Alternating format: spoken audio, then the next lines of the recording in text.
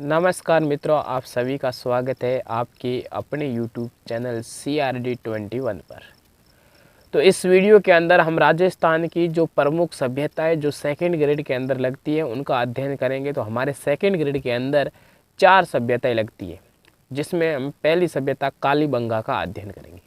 उससे पहले हम देख लेते हैं प्रागैतिहासिक काल, जिसे पाषाण काल भी कहते हैं, जिसके अंदर पत्थर के औजारों का प्रयोग किया जाता था और जीवन कैसा था, जंगली था। जीवन कैसा था, जंगली। उसके बाद आता है ताम्रपाषाण काल, जो जीवन ग्रामीण था। औजार तांबा एंड पत्थर दोनों का प्रयोग करते थे, और जिसके अंदर यदि बस्तियों की बात करें तो चौथी बस्ती जो बीकानेर से हनुमानगढ़ के बीच थी। फिर आ जाएगा अपना हड़प्पा सभ्यता, जिसे हम सिंधु घाटी सभ्यता कह सकते हैं। ये एक नगरीय सभ्यता थी, जिसके अंदर प्रमुख स्थल मोहनजोदड़ो, कालीबंगा, लोथल और धौलावीरा पड़ेंगे। जो हम कालीबंगा पढ़ेंगे वो हड़प्पा सभ्यता का ही कुछ भाग है। तो इसको देखने का प्रमुख कारण ये है कि कालीबंगा से हमें 2 प्रकार के साक्ष्य प्राप्त होते हैं। एक तो हड़प्पाकालीन साक्ष्य और एक हड़प्पाकालीन से पहले के साक्ष्य भी प्राप्त होते हैं, जिसे हम ताम्रपाषाण युग के अंदर रख सकते हैं। तो हम कालीबंगा को शुरू करते हैं। और कालीबंगा की बात करें तो ये हनुमानगढ़ जिले के अंदर है।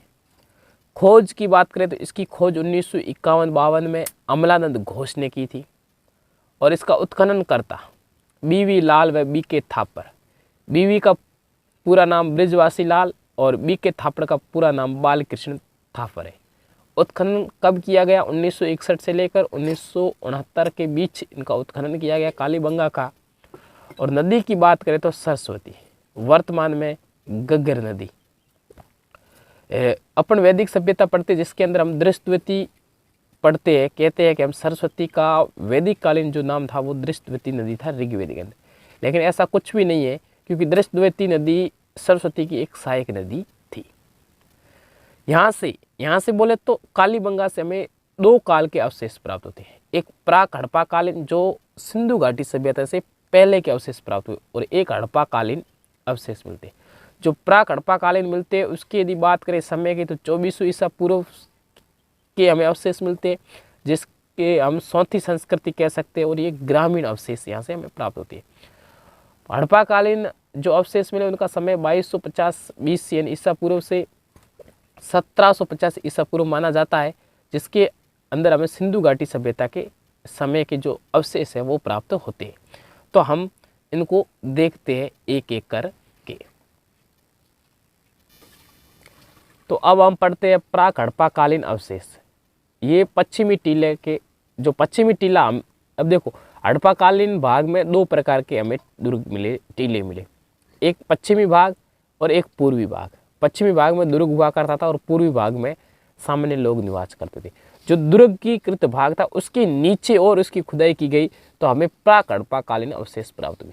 यानी पश्चिमी टीले की और अधिक खुदाई करने पर ही हमें प्राक हड़प्पाकालीन यानी हड़प्पाकालीन से पहले के अवशेष हमें प्राप्त हुए।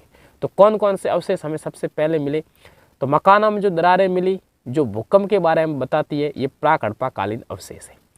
जूते हुए खेतों के साक्ष्य जो विश्व में क्या है प्राचीनतम, हमें जूते हुए खेतों के साक्ष्य कालीबंगा से मिलते हैं। तो ये भी प्राक हड़प्पाकालीन अवशेष है, जिसके अंदर 2 फसलें एक साथ चना और सरसों को बोया जाता था। आगे बात करें, तांबे की बेल की मूर्ति, काले रंग की चूड़ियाँ, पत्थर का सीलवट्टा, ये भी हमें प्राप्त हुआ। मकान कच्ची ईंटों से निर्मित मिले। अब देख लो, कालीबंगा के अंदर 2 प्रकार के मकान मिले। एक तो कच्ची ईंटों के मिले और एक पक्की ईंटों के मिले। कच्ची ईंटों के मकान है वो प्राक हड़प्पाकालीन अवशेष के, और पक्की ईंटों के जो मकान है वो है हड़प्पाकालीन अवशेष। तो कच्ची ईंटों से निर्मित मकान मिलने के कारण इसे दीनहीन बस्ती कहा जाता है, और इनका अनुपात था 1:2:3। हम कह सकते हैं कि 10:20:30 का अनुपात इन ईंटों का ये आकार हुआ करता था। प्राक हड़प्पाकालीन मृदभांड पर आड़ी तिरछी रेखाएं खींची गई थी। इन मिट्टी के बर्तनों को 6 श्रेणियों में विभक्त किया गया है, जिसे फैब्रिक ए से लेकर फैब्रिक एफ तक इनका नाम दिया गया है। यदि हमें जो मृदभांड मिले हैं हड़प्पाकालीन से पहले के, जिसके ऊपर आड़ी और तिरछी क्या है रेखाएं खींची गई है, 60 मीटर तक खुदाई करनी पड़ी तब ये सब अवशेष मिले। जहाँ तक हमने खुदाई की वहाँ तो हमें हड़प्पाकालीन अवशेष मिले। उससे नीचे 60 मीटर तक और खुदाई की तब जाके हमें प्राक हड़प्पाकालीन क्या मिले, अवशेष प्राप्त हुए। मृद भांडों को विभिन्न चित्रों से अलंकृत किया गया था। तो जो यहाँ से मृद भांड मिले प्राक हड़प्पा वो विभिन्न प्रकार के चित्रों से क्या थे, अलंकृत थे। और कुछ पक्की ईंटें भी मिली है, और कच्ची ईंटों के साथ साथ पक्की ईंटें भी प्राक हड़प्पा कालीन के अंदर मिली है। अब दूसरा काल है सिंधु घाटी सभ्यता कालीन अवशेष मिले। ये तो पहले पढ़े हमने, वो थे प्राक हड़प्पा कालीन। अब है सिंधु घाटी सभ्यता कालीन अवशेष। आप देख सकते हो सिंधु घाटी सभ्यता कालीन अवशेष में ये एक नगरीय या शहरी अवशेष यहाँ से प्राप्त होते हैं, या कांस्य युगीन सभ्यता थी। अब देख सकते हो एक तो इसका पूर्वी भाग है और एक पश्चिमी भाग है। पश्चिमी भाग दुर्ग है, और जिसके नीचे अब मैंने लिखा है सौथी, मतलब उसके नीचे जो अवशेष मिले वो सौथी के अवशेष यानी प्राक हड़प्पा कालीन अवशेष मिले, उसके नीचे खुदाई करने पर मिला। ठीक है, तो दुर्ग, जिसे दुर्ग और गड्डी क्षेत्र कहा जाता था, और इधर जहाँ आपको पूर्वी भाग दिख रहा है वो वहाँ लोग रहते थे, जिसे नगर क्षेत्र कहा जाता था। और इनका क्या है, सार्वजनिक महत्व की ये इमारतें थी। अब इसके जो परकोटे की बात करें या सुरक्षा दीवार की बात करें, तो दुर्ग और जहाँ लोग रहते थे यानी जो नगर क्षेत्र था, उन दोनों के क्या किया गया था, परकोटा किया गया था, यानी सुरक्षा दीवार बनाई गई थी। बाकी सिंधु घाटी सभ्यता के अंदर सिर्फ दुर्ग के चारों ओर हमें सुरक्षा दीवार मिलती है, नगर क्षेत्र के यहाँ नहीं मिलती। लेकिन यहाँ पर दोनों की यानी दुर्ग की भी सुरक्षा दीवार थी और नगर के भी क्या थी, सुरक्षा दीवार थी।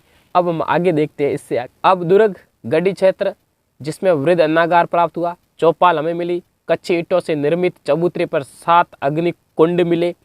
तो चबूतरा किस ईंटों से निर्मित था, कच्ची ईंटों से, और उसके ऊपर 7 अग्निकुंड मिले, जिनमें से एक अग्निकुंड में हिरण की अस्थियां मिली जो बलि प्रथा का साक्षी है। 7 अग्निकुंड मिले, जिसमें से एक अग्निकुंड के अंदर हमें हिरण की अस्थियां प्राप्त होती है, जिससे हम ये अंदाजा लगा सकते हैं कि यहाँ पर बलि प्रथा थी। और दोहरी सुरक्षा दीवार थी, आपको पता है, मैंने बता दी। अब नगर क्षेत्र की बात करें तो सड़कें पक्की ईंटों से निर्मित, वह एक सड़क दूसरी सड़क को समकोण पर काटती थी, यानी ग्रिड पद्धति द्वारा सड़कें बनाई गई थी। यानी सड़कें सब पक्की ईंटों से निर्मित थी, लेकिन एक दूसरे को समकोण पर काटने का कार्य करती थी। नगर के एक भाग में पक्की सड़कें व पक्की नालियां नहीं मिली। नगर यानी कालीबंगा का सिर्फ एक भाग, जिसके अंदर ना तो हमें पक्की सड़कें मिली, ना ही पक्की नालियां मिली है। तो संभवतः लकड़ी की नाली का प्रयोग करते होंगे। लकड़ी की नाली के अवशेष हमें नहीं प्राप्त हुए, लेकिन अंदाजा लगा रहे विद्वान की संभवतः वहाँ क्या करते होंगे, लकड़ी की नाली का प्रयोग करते होंगे, क्योंकि वहाँ पक्की नालियाँ मिली नहीं, तो इसका मतलब लकड़ी की नालियों का प्रयोग करते होंगे, ये अंदाजा लगा रहे। जो मकानों के पक्की ईंटों से निर्मित थे, जो मकान थे वो पक्की ईंटों से निर्मित थे, और उनके अनुपात की बात करें तो इनका अनुपात 1:2:4 है। मकानों में ये अनुपात हुआ करता था। और जो सुरक्षा दीवार थी उसमें यदि अनुपात ईंटों की बात करें तो इसका 10x20x40 सेंटीमीटर का अनुपात हुआ करता था। अब जो मकान है वो 2 प्रकार के छत थे, एक तो फर्श था, एक ऊपर। यानी ऊपर का तो छत, नीचे फर्श, 2 प्रकार के मतलब ईंटों का प्रयोग होता है। फर्श में भी ईंटों का प्रयोग किया जाता था और ऊपर फर्श छत बनाने के लिए भी इसका उपयोग किया जाता था। अब देखो आगे क्या होता है। सामान्यतः दूसरे स्थानों पर नीचे की छत कच्ची, लेकिन कालीबंगा में नीचे की छत को पक्का किया जाने का साक्षी है, यानी अलंकृत फर्श। यानी सिंधु घाटी सभ्यता के बाकी जो हमें स्थल मिले हैं, उन स्थलों में जो उनका फर्श होता है वो कच्ची ईंटों से बनाया जाता था, लेकिन कालीबंगा में जो फर्श है वो अलंकृत ईंटों के द्वारा यानी पक्का बनाया गया है। तो ये अवशेष हमें क्वेश्चन आ सकता है कि कालीबंगा का जो फर्श है या नीचे वाला छत है वो पक्का होता था या कच्चा, तो पक्का होता था, अलंकृत फर्श होता था।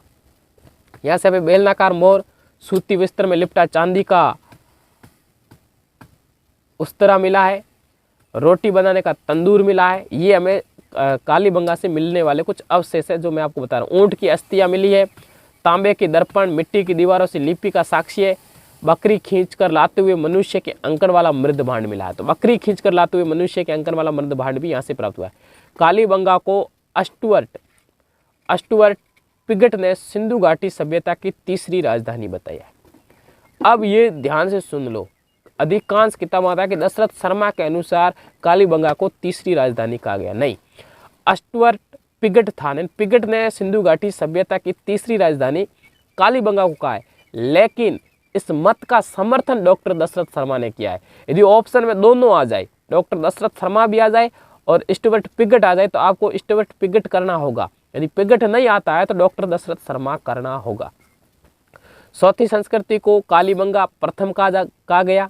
जो सौथी संस्कृति थी यानी जो हमें प्राक हड़प्पाकालीन अवशेष मिले थे तो उनको हमने क्या नाम दे दिया, कालीबंगा ये प्रथम है। ठीक है, कालीबंगा सिंधु घाटी सभ्यता की दीनहीन बस्ती है। क्यों है दीनहीन बस्ती? क्योंकि यहाँ पर हमें पक्की ईंटों के साथ साथ कुछ घर हमें कच्ची ईंटों के भी प्राप्त होते हैं। इस कारण यहाँ पर बाजरे के साक्ष्य भी मिलते हैं और व्याघ्र चीता की मोर भी मिलती है। तो इन व्याघ्र की मोर भी मिलती है जिसके ऊपर व्याघ्र का चित्र है।